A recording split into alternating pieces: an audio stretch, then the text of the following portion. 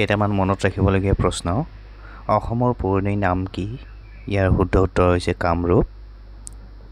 প্ৰাচীন কামৰূপৰ 4টা ভাগ কি কি? ইয়াৰে শুদ্ধ উত্তৰ হৈছে ৰত্নপীঠ, কামপীঠ, স্বৰ্ণপীঠ আৰু সমৰপীঠ। বিহকী কবি বুলিলে কোন অসমীয়া কবিক বুজায়? ইয়াৰে শুদ্ধ উত্তৰ হৈছে ৰঘুনাথ চৌধুৰীক।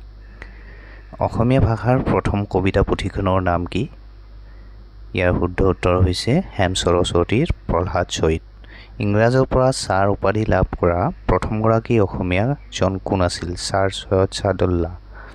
সাহিত্য একাডেমী বঁটা লাভ কৰা ককাইদেউতাৰ হাড় পুথিখনৰ লেখক কোন আছিলে? ইয়াৰ শুদ্ধ উত্তৰ হৈছে নৱকান্ত বৰুৱা। সংস্কৃতৰ পৰা অসমীয়ালৈ অনুবাদিত প্ৰথম নাটকখন কি আছিল? শকুন্তলা। লম্বোদৰ বৰা আছিল উত্তৰ। অসমৰ প্ৰথম চনেট কবি কোন আছিল? ইয়াৰে শুদ্ধ উত্তৰ হৈছে হেমচন্দ্ৰ গোস্বামী। প্ৰাক বৈষ্ণৱ যুগৰ শ্ৰেষ্ঠ কবি কোন আছিল? ইয়াৰ উত্তৰ হৈছে মাধৱ কন্দলী আৰু হেম সৰস্বতী।